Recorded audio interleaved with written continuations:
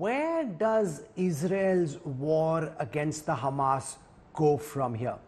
For some very sharp insights, I'm joined on India Today's News Track, live and exclusive from London by Emmy-winning producer, award-winning author and journalist Adrian Levy. Our viewers in India would remember Mr. Levy as being the author of a book called The Siege, which was the definitive account of the 26/11 attacks. He's also researched intelligence agencies like RAW, like ISI, understands the workings of the Shin Bet and the Mossad, understands the ins and outs of how Israeli society works. Thank you very much, Mr. Levy, for joining us. This is a very tough time for Israel, and we appreciate your time and the benefit of your insights. So thank you. It's a pleasure to join you, and hopefully we can cover some interesting ground here. Oh, absolutely. I want to start by asking you, Mr. Levy, about how you see this war that Israel has now started against the Hamas in Gaza proceed. There's talk of the inevitability of a ground invasion, given that Gaza is densely populated and that Israel hasn't been able to occupy Gaza successfully before this, which is why in mid-2000s they chose to come back. How do you see this invasion progress? Yeah, I think there are no really easy options. I think there's a time of national mourning taking place as Israel begins to calibrate what actually happened over the last several days in terms of the massacres at the festival site at Kfar Aza, the massacres in Sderot and Kibbutz Be'eri, and that process of accounting and working out what happened in terms of this devastating intelligence failure, and then the slow reaction and counter-reaction by IDF. Obviously, it's not simply Mossad, which is the external intelligence agency that's the spotlight is on.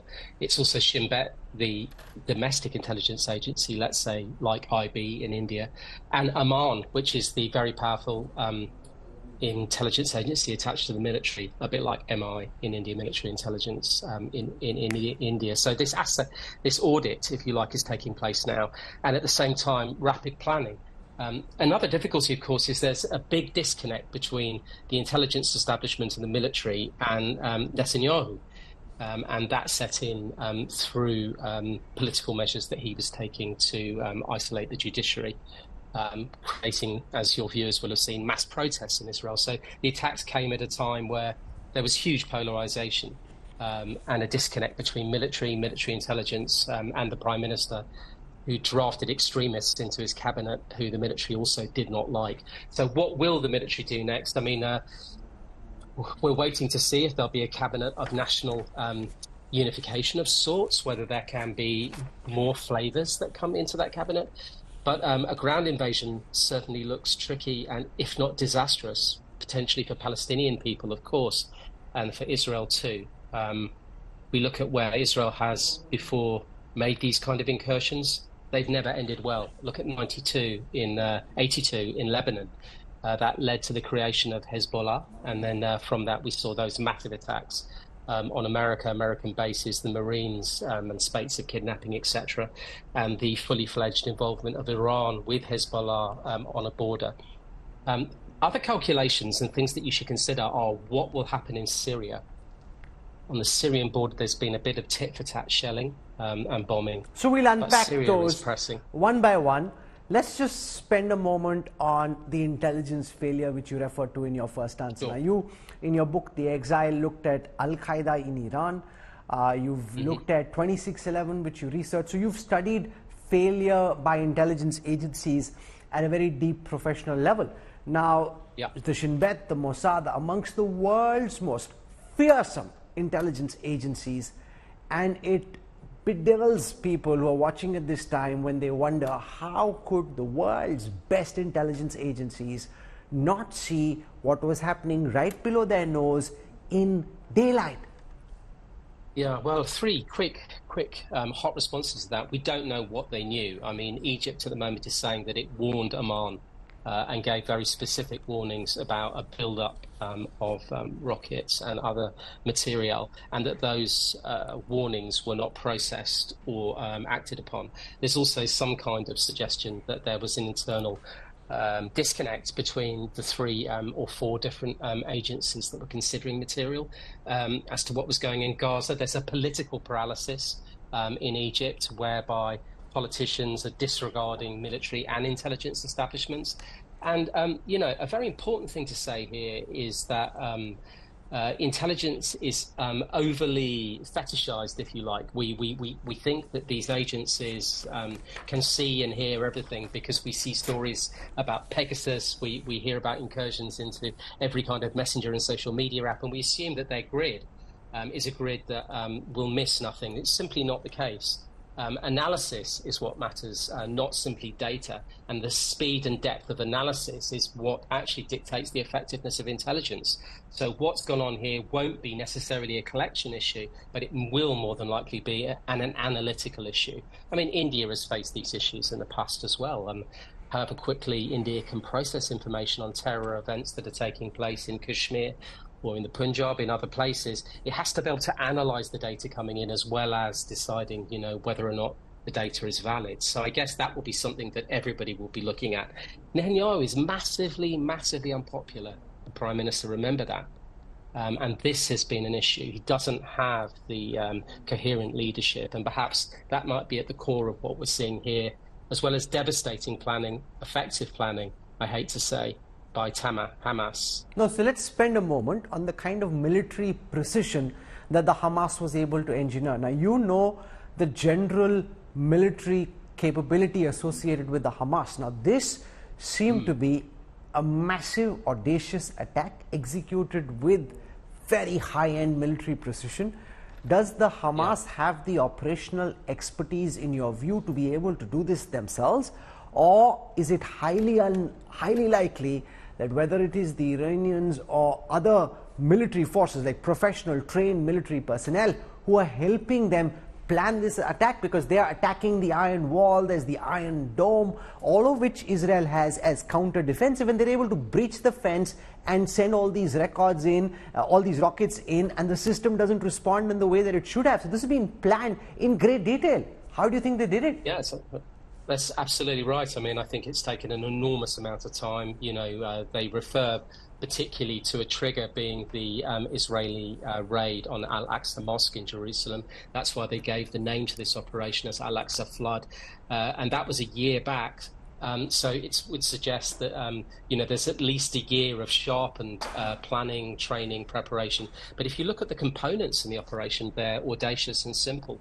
The kind of parasending and paraflying, the use of multiple barrages of rockets, the simple targeting of the wall with bulldozers, etc., and the hitting of successive targets along or parallel and adjacent to the Gaza border, that rave site, etc., which were all soft targets, and if anything, filled with people who are pacifist or left-leaning and looking for a two-state solution. So yes, extraordinary preparations. There's no evidence yet as to what help has been given by logistics, training, otherwise by Iran. Obviously, we know that Hamas is extremely close to the Iranian leadership, and previously weapons supply, cash, etc., has been given to them. There's also a connection and sheltering that's given in the Lebanon, and there has been much work and research done looking at that. But it's too early yet to say if there's definitive proof linking Iran. Iran celebrated and then very quickly, for political reasons, distanced itself slightly from the planning of events while celebrating their nature. So these are processes and analytical pathways which Israel will have to go down with the help of other global intelligence agencies over the next months. And it may take that long to debone this and work this out. As of now, this is largely the Israel Defense Forces versus the Hamas. There's been some sporadic fire from the Hezbollah, which the Israeli artillery responded to. Is it inevitable almost that the Hezbollah will get involved? Do you see this escalate? You mentioned Syria earlier. Do you see Syria getting involved militarily? Can this stay restricted to Israel versus Gaza, or is an escalation quite probable? I don't think it is probable, but it is an apocalyptic scenario whereby we see Israel surrounded by firefights on the Syrian border, on the border with Lebanon, with the Gaza border, and of course the West Bank is also in turmoil. And then there's the internal Arab-Israeli population. As we know, there was an uprising from that section in 2021 and 2022. So what this points to, the first thing to say, sort of reflecting back on that, is that Lebanon is in a very, very difficult situation itself right now. It's facing near bankruptcy. Its economy is in free fall. And it would be very difficult for Hezbollah to usher in that kind of conflict with Lebanon ailing so badly after the ship carrying nitrates and fertilizer exploded in Beirut in the harbour, devastating the city and compounding its economic crisis. So I think that's unlikely. Syria too is preoccupied, although Iran has been effective in building an alliance in Syria up until now. Seems unlikely that that will be something that they'll press. So this will become an issue that will probably restrict itself to Gaza, and then likely the West Bank will become involved. So what does this tell us? It tells us that there can be no real military solution. Again, this is a political crisis, and it's one brought around by Netanyahu. He abandoned a two-state solution, failed to recognize that there was a future for Palestine and Palestinians, and persuaded a group of Israelis that the only answer was sheer force. Sheer force has not worked again. It didn't work in 2014, in 2008, in 2003. It didn't work in 1982 with the invasion of Lebanon. So we're left with many people asking what will be the political settlement that has to be made. But is anyone in Israel even discussing a political settlement, especially given the barbarity of this attack, given the kind of elements in the Israeli government of Benjamin Netanyahu, who himself is right, and then he's got extreme right ministers? Does this attack take away whatever minuscule opportunity there was for any settlement? Because no one's discussing that actively any longer. It's too soon right now for anyone to be raising that, but those thoughts and discussions are happening privately. You're seeing an enormous percentage of people disaffected with Netanyahu.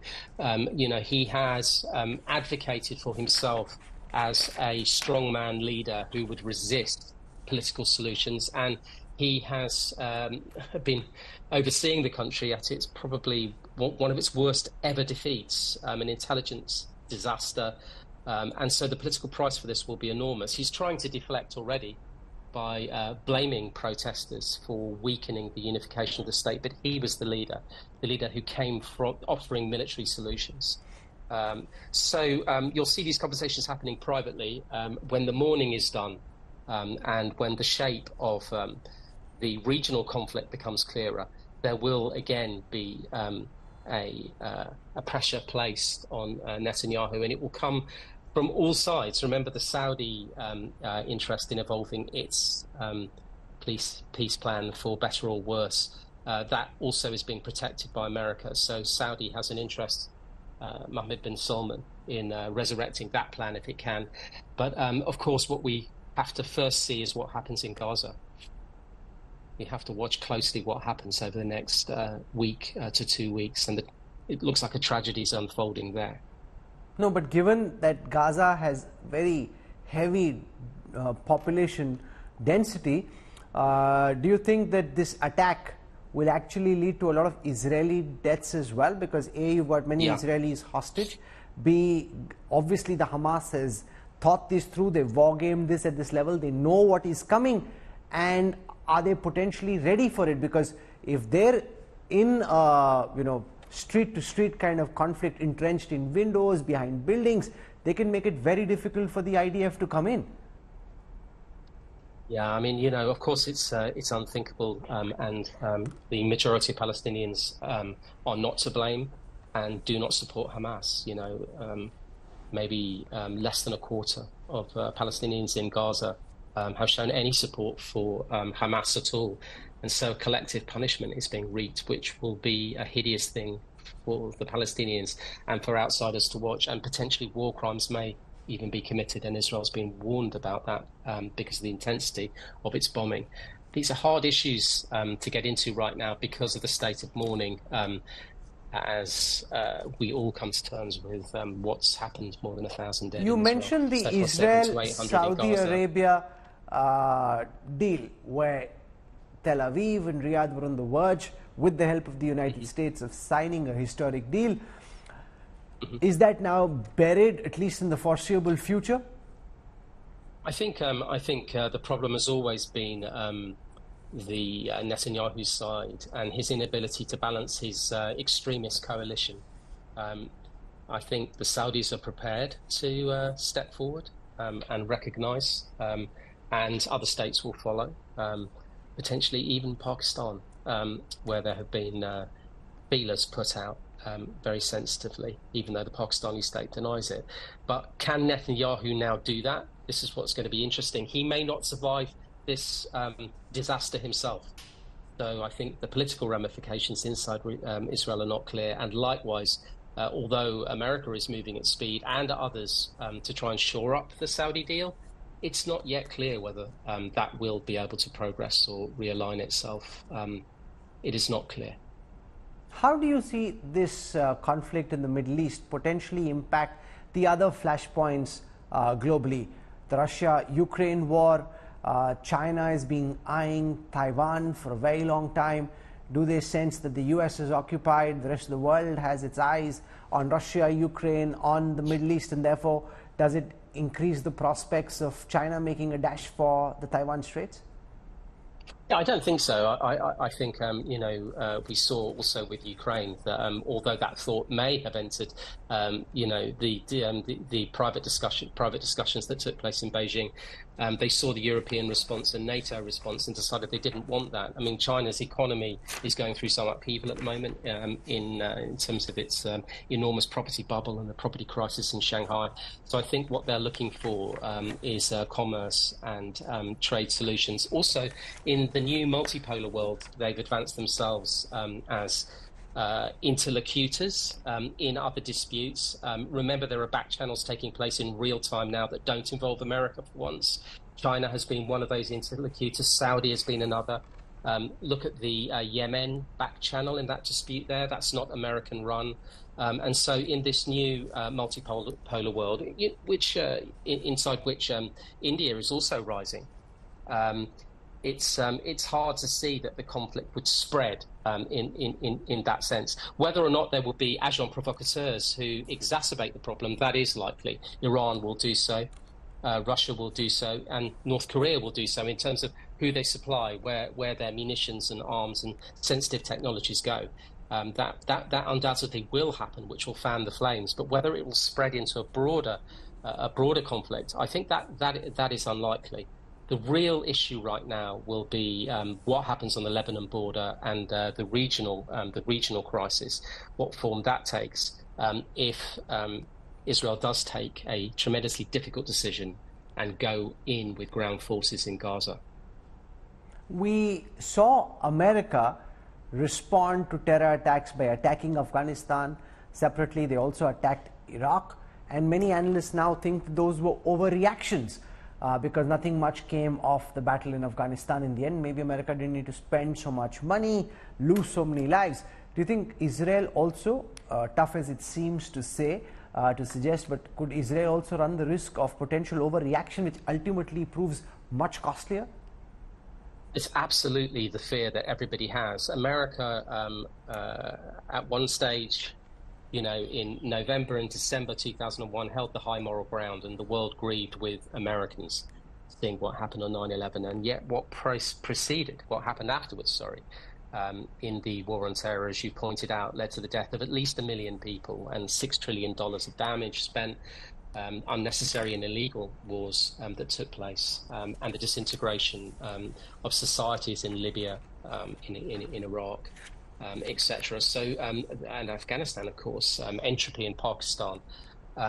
So America also, and it's really important to remember this, did massive damage through use of its security, intelligence service and intelligence contractors to its own rules-bound system. It engaged in disappearances, in actions and interrogation actions that have been ruled to be torture, ruled repeatedly, including by the US Congress. And in doing so, by stepping around its obligations internationally and its international conventions, the Geneva Conventions, etc., the rules of war, commonly described as the rules of war, it undid its own rules-bound system. And so America ended up being an enormous loser and, in fact, creating massive instability around the world for Americans abroad, for American service people abroad. And the result has been also a political price to pay for the intelligence services, particularly CIA and its contractors. So Israel has to be aware of this. And, no doubt these conversations are taking place right now, pointing to the overreaction. Vengeance is not going to be a solution for Israel. It was not a solution for President Bush and for America. The Yom Kippur War of 1973 was one of the big failures of the Israeli intelligence. Do you think that this will probably go down in history as the biggest failure? Some people are calling this Israel's 9/11, but the counter to that is that 9/11 involved the use of aeroplanes as missiles targeted at buildings, and that was quite unexpected. It was a black swan event, as it were.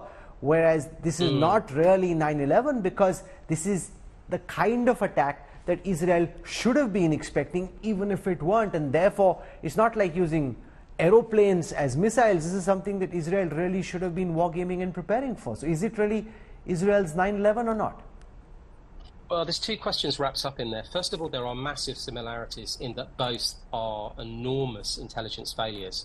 So the important thing to remember is that in 1999 and 2000, the CIA had active intelligence from Malaysia and other places, Yemen, etc., that showed that an operation was brewing. They knew who was likely involved in it, and they knew that America would be the target. And that intelligence was stovepiped disastrously and kept away from FBI and internal security agencies. That's been well documented inside the 9/11 report, etc., and deboned. And of course, this now with Gaza and the attacks made at the weekend is an enormous intelligence failure too. So in that sense, the comparison is worth making. But more than that, in terms of its scale and its impact on the reputations of the intelligence service, the military, and the Netanyahu government, this is undoubtedly one of the worst crises that Israel has faced. Where do you see this go from here? What happens next? What's your sense of what lies ahead in the next 7, 10, 15 days? I think there's an enormously difficult auditing period where Israel has to come to terms with what took place. And hopefully inside that, there'll be some kind of transparency. Whereby people will get to understand why this has happened, what its cost really was. And also, they have to fight the false news. You'll see stories racing around about, babies being decapitated. In the fog of war, horrible things are being said, some of which may not be true. So actually understanding what happened, the true nature of the horror, that'll be one key thing. Two, understanding the consequences of the hostage taking. That is a human crisis that's going to burn on for potentially years if we look at what's happened before. Hamas has threatened to execute hostages, which is a chilling reminder of Islamic State and Al-Qaeda's strategies, something horrendous. And then there's the refugee crisis and the humane tragedy that's taking place in Gaza, which we have to watch and unpick and feel for the people in Gaza who have nowhere to run to. And wonder at what their futures may be. So there's so many things to weigh up and consider, and so many things for societies and the international communities to consider, because the failure has been also international, not simply a failure of politics in Israel and its right-wing government, but a failure internationally to address this issue and to give Palestinians a sense of hope, or even an effective, diplomatic runway, of which there is none. Adrian Levy, your books are very forensic in the way that you approach matters, and that's exactly been your approach during this conversation as well, for being as objective, blunt, truthful as is possible. Thank you very much. We really appreciate you taking our time in a very tough hour for Israel and speaking to us and sharing your thoughts. That's well-known journalist, author, award-winning producer Adrian Levy, talking to us about the Hamas attack and Israel's counteroffensive. Thank you, sir.